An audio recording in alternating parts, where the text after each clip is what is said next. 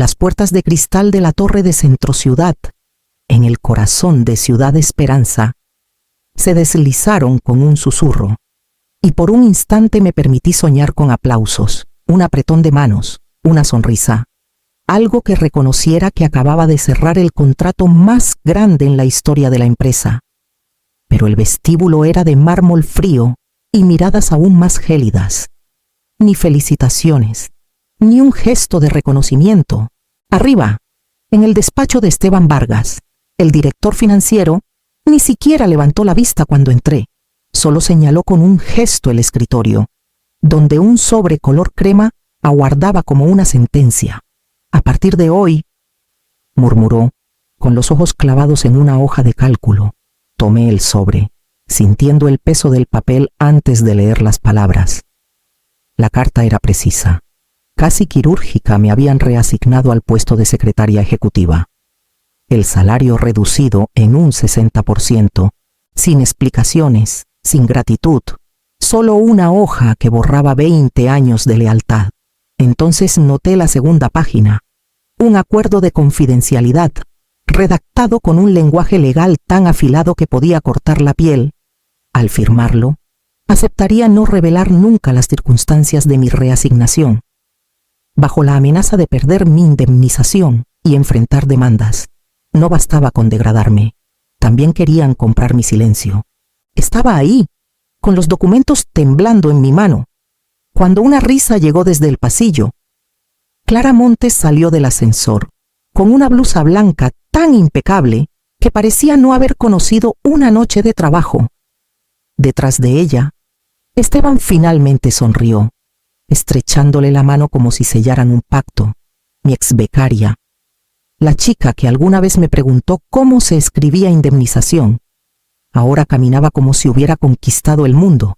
Por un segundo la habitación se estrechó, la rabia quemándome detrás de los ojos, pero no dejé que se notara. Guardé el sobre en mi bolso, alicé mi chaqueta y forcé una sonrisa que se sentía como vidrio entre los dientes. Si pensaban que me habían acorralado, no habían aprendido nada de mí. Pasé junto a Esteban sin decir palabra, junto al triunfo hueco de Clara, y regresé al pasillo silencioso. Mis pasos resonaban como si el edificio mismo me observara, y supe que tenía que descubrir qué más me habían quitado. Llegué al piso ejecutivo y me detuve frente a la puerta que alguna vez llevó mi nombre, el vidrio esmerilado, que antes decía Isabela Prado, vicepresidenta de contratos globales.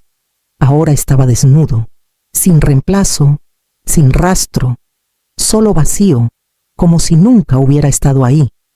Empujé la puerta, la oficina que construí pedazo a pedazo, la silla de cuero desgastada por años de noches largas.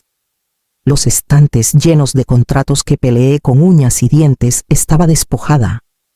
Las paredes vacías, los archivadores limpios, incluso el certificado enmarcado de Mérida había desaparecido. Sobre el escritorio, solo una grapadora vieja y una nota adhesiva recordándole a alguien, seguramente a Clara, sobre la reunión de liderazgo de mañana. Me acerqué al tablero de corcho donde habíamos pinet hitos de Guadalajara, la foto del brindis con champán, la del equipo del cliente. Mi rostro seguía en la imagen, pero una X roja y gruesa lo tachaba. Debajo, en letras grandes, alguien había reescrito la leyenda negociadora principal Clara Montes. El dolor no fue agudo, fue lento, deliberado, como cortes de papel acumulados. Abrí un cajón, esperando encontrar mis carpetas codificadas por colores. En cambio, cada lomo tenía etiquetas blancas con nuevas iniciales CM, cada pestaña que había anotado, cada margen donde escribí notas. Ahora llevaba la marca de otra persona. Me giré hacia el pasillo. Frente a mí, un organigrama nuevo estaba pegado en la pared. Busqué mi nombre con desesperación, aunque fuera en una nota al pie. Nada. Donde antes estaba mi título, ahora había una foto sonriente de Clara, directora de alianzas estratégicas. La leyenda brillaba como una burla. Un nuevo capítulo audaz en el futuro global de Centro Ciudad. A mi alrededor, Los asistentes pasaban apresurados con bandejas de café y carpetas. Ninguno me miró. No era malicia, era indiferencia, la que te convierte de colega a fantasma en una noche.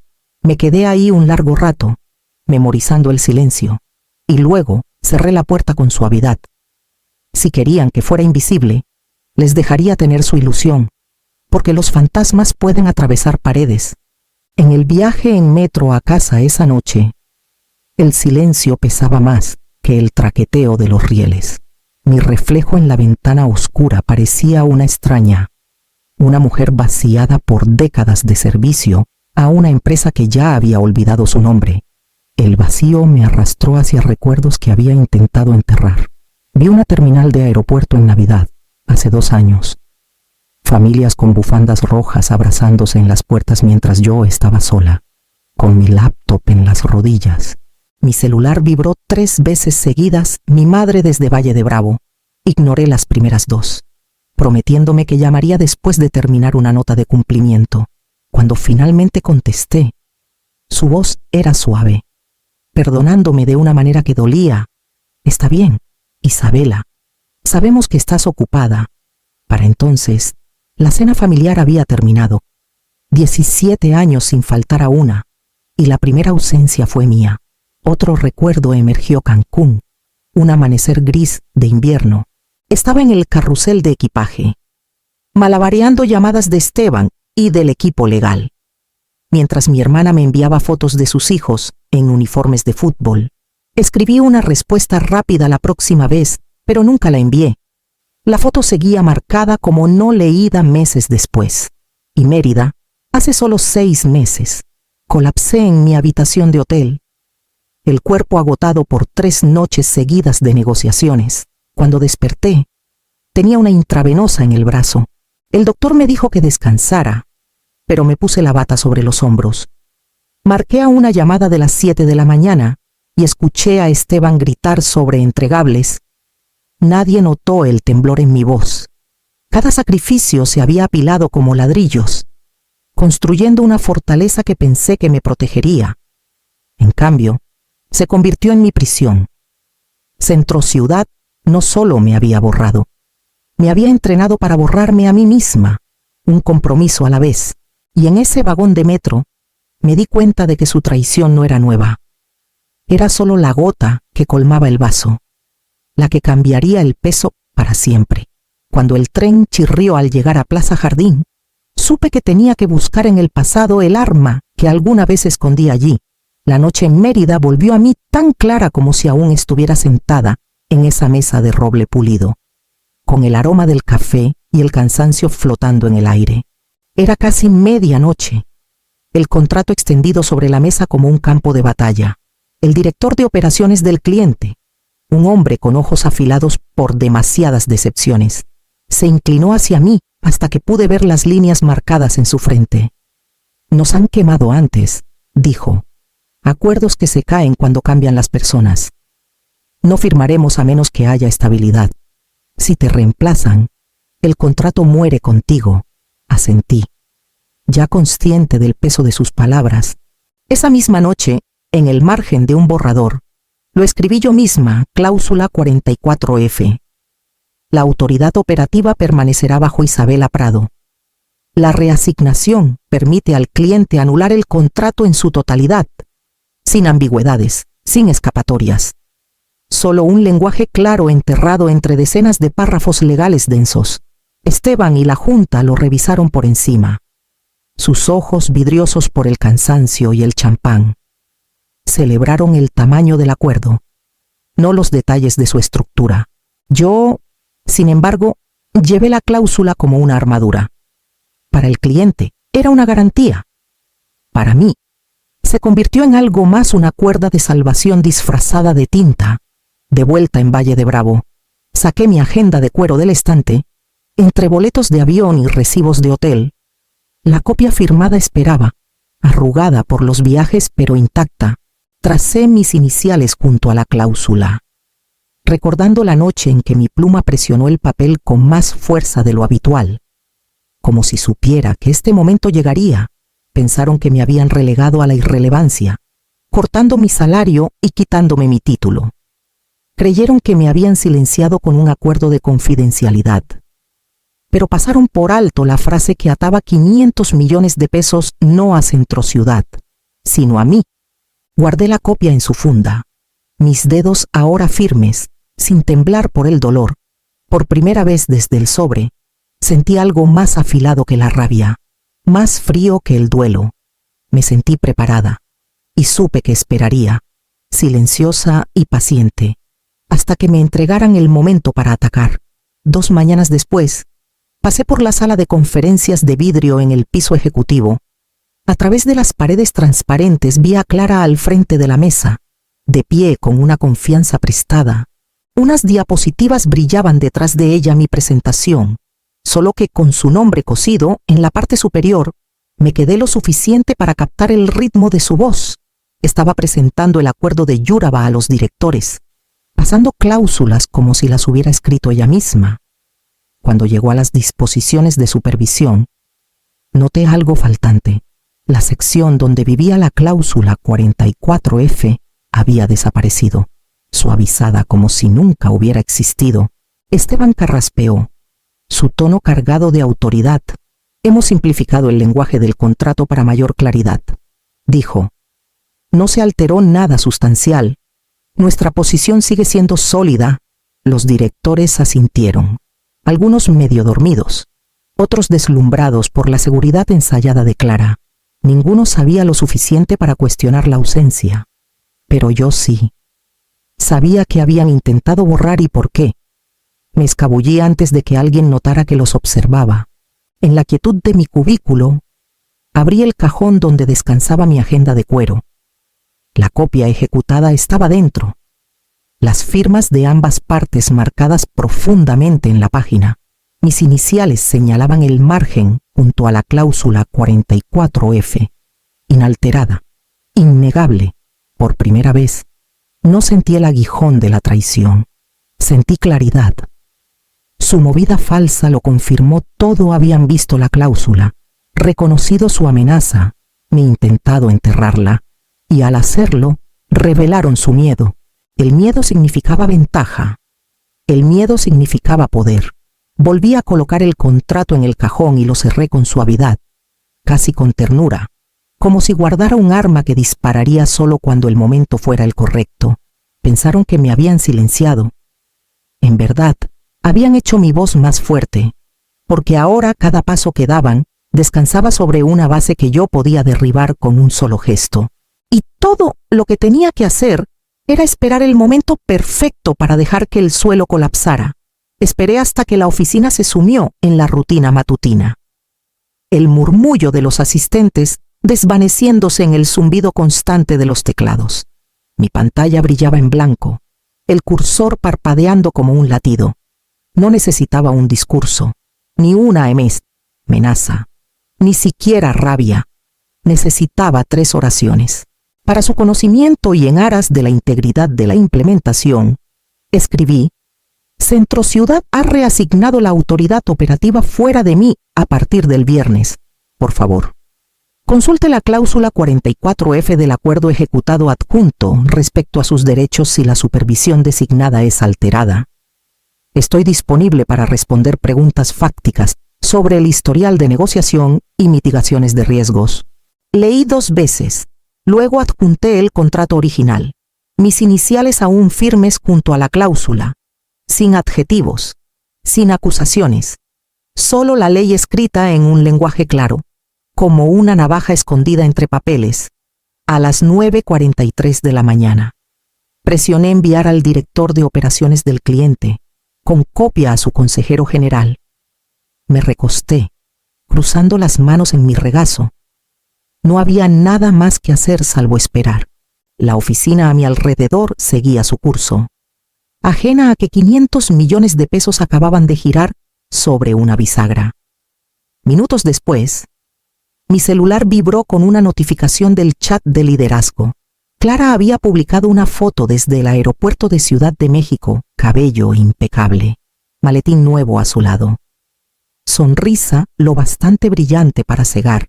La leyenda decía en camino al inicio. Hagamos que Centro Ciudad se sienta orgulloso. Emojis de cohetes y botellas de champán inundaron el chat desde los ejecutivos.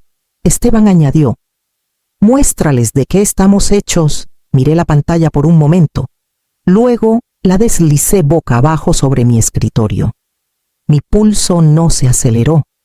Mis manos no temblaron. En cambio, una extraña calma me recorrió. No tenían idea de que el suelo bajo sus pies ya estaba hueco. No necesitaba discutir ni defenderme. Ya había hablado en el único idioma que importaba, y ahora el silencio haría el resto. A primera hora de la tarde, la primera onda llegó a mi escritorio, una alerta de calendario parpadeó y luego desapareció. Inicio postergado. Sin explicación, sin contexto, solo silencio. 2 minutos después, alguien en ventas gritó al otro lado de la oficina. ¿Acaso cancelaron? El zumbido de la oficina cambió, las conversaciones se cortaron, las voces se alzaron. A la 1:30 p.m. Slack se encendió como una alarma de incendio. Los hilos que normalmente morían en cortesías estaban frenéticos, llenos de preguntas a medio formar. ¿Alguien ha hablado con legal? ¿Por qué está congelada la adquisición? ¿Quién aprobó esto? A las 2:00 alguien compartió una captura de pantalla. Finanzas había enviado una actualización de proyección de ingresos y la retiró casi al instante. Demasiado tarde. Los susurros se propagaron más rápido que el control de daños. A través de la pared de vidrio de una sala de conferencias cercana, vi a Esteban caminando de un lado a otro, con la corbata aflojada. La voz lo bastante aguda para atravesar la barrera. ¿Cómo llegó la 44F ahí? Ladró. Alguien respondió en voz baja, inaudible. Su rostro enrojeció. Está en la copia ejecutada. ¿Quién demonios aprobó la reasignación sin una variación? El silencio le respondió. Para las 13:00 p.m. Adquisiciones había marcado cada orden abierta. Las facturas de proveedores se congelaron a medio camino.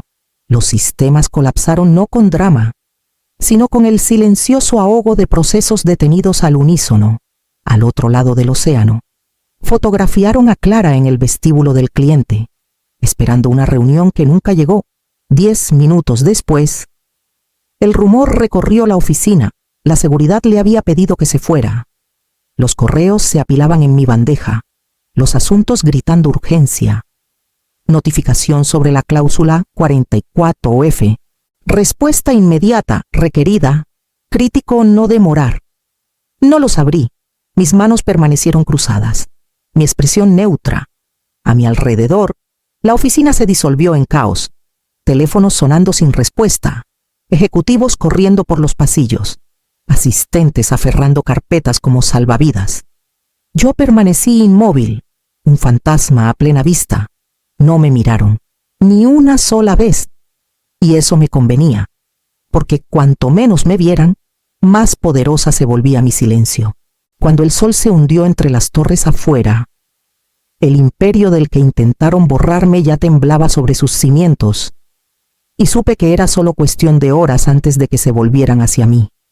Al anochecer, comenzaron las llamadas, primero de recursos humanos, luego de legal, y finalmente de Esteban mismo. Cada una escalaba en tono suplicando, negociando, finalmente exigiendo. Los mensajes se acumulaban. Isabela, podemos deshacer esto. Isabela, la Junta está lista para reinstalarte. Restauraremos tu título, tu salario, incluso acciones. Solo sube y podemos arreglar esto. Mi celular vibraba tanto que temblaba contra el escritorio endeble. Lo dejé sonar, boca abajo, mientras la oficina a mi alrededor descendía al pánico. Los ejecutivos pasaban por mi cubículo, sus voces despojadas de confianza. Escuché a alguien susurrar: si no regresa, el acuerdo se pierde. A las 6:00 p.m. Una asistente apareció sin aliento, sosteniendo una nota garabateada en papel corporativo. La Junta está dispuesta a negociar acciones sobre la mesa. Como si arrojarme un pedazo del imperio que construyeron sobre mi espalda borraría los años de desprecio. la humillación de ser borrada de mi propio trabajo. Doblé la nota sin leerla 2 veces y la guardé en mi bolso junto a la carta de renuncia que ya había redactado. 2 oraciones sin adjetivos. A partir de este momento, renuncio a Centrociudad Aeroespacial. Por favor, procesen en consecuencia. A las 6:58 presioné imprimir. Firmé mi nombre con mano firme y caminé hasta Recursos Humanos. La oficina ahora se sentía extrañamente silenciosa, como si incluso las paredes contuvieran el aliento. Nadie intentó detenerme. Nadie levantó la vista. En el vestíbulo, la recepcionista me dio la misma mirada distraída que había ofrecido 1000 veces antes, sin saber que la mujer que pasaba frente a ella acababa de quitar la piedra angular del arco de la empresa. Empujé las puertas giratorias y salí al aire fresco de la noche. La ciudad vibrando con su ritmo habitual, indiferente al desmoronamiento de Centrociudad. Mi celular vibró de nuevo en mi bolsillo. La pantalla llenándose de llamadas perdidas 51 62 79. Para cuando llegué a las escaleras del metro, el número alcanzó 82. No respondí. En cambio, apreté mi agarre sobre la carta de renuncia, aún tibia de la impresora, y avancé hacia la noche, ya caminando hacia lo que viniera después. 2 noches después de irme, mi celular sonó de nuevo. Esta vez desde un número desconocido. La voz al otro lado era calma, deliberada. Señorita Prado, soy Daniel Ortiz, de Flecha Estelar. Hablamos brevemente hace meses. El momento no era el adecuado entonces. Creo que ahora sí lo es, escuché, en silencio, mientras explicaba. La Junta de Yuraba no estaba abandonando el contrato. Estaban abandonando a Centrociudad. Su mensaje fue claro, solo continuarían bajo mi supervisión. No negociable.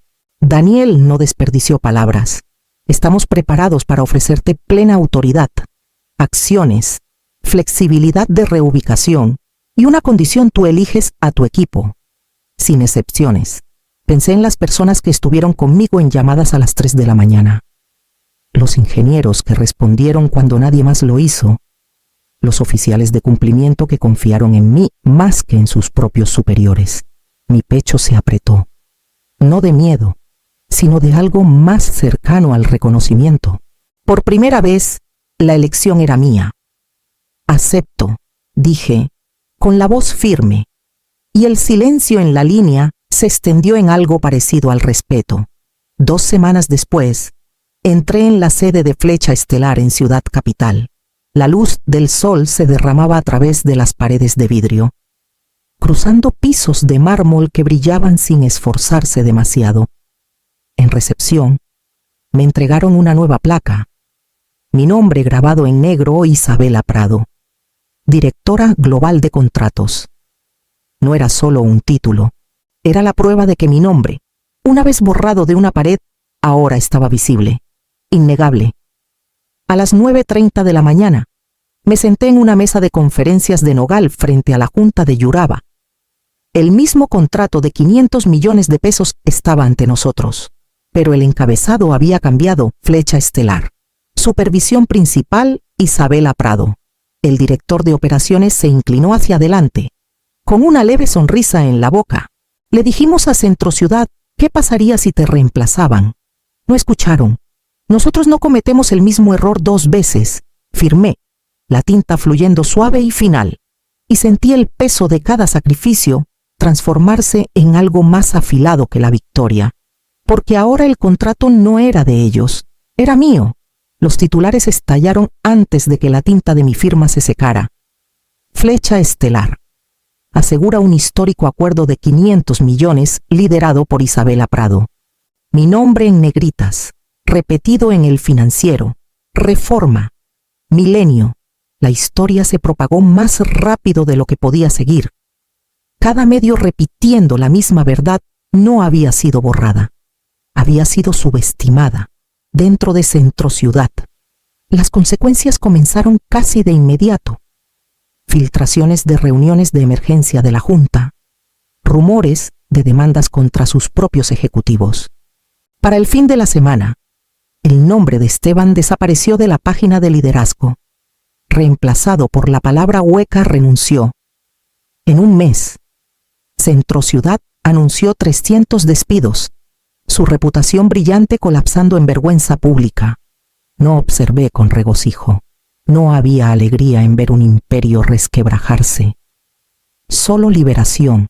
Habían apostado por mi silencio, convencidos de que era debilidad. Y ahora vivían en las ruinas de su propia arrogancia. Una tarde, mientras revisaba la estrategia del próximo trimestre desde mi nueva oficina, mi celular vibró con un mensaje. Era Clara. Isabela, ¿podemos hablar? Creo que cometí un error.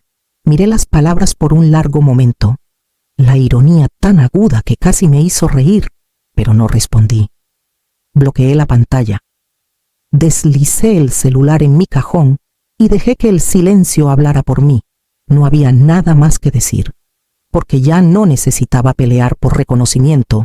Mi nombre ya estaba grabado en los cimientos de algo más fuerte, algo que no podían borrar con un marcador rojo o una placa faltante. Centro Ciudad intentó hacerme invisible. En cambio, me hicieron inolvidable. Y mientras me recostaba, con el horizonte de la ciudad brillando más allá del vidrio, supe que sobrevivir había sido suficiente.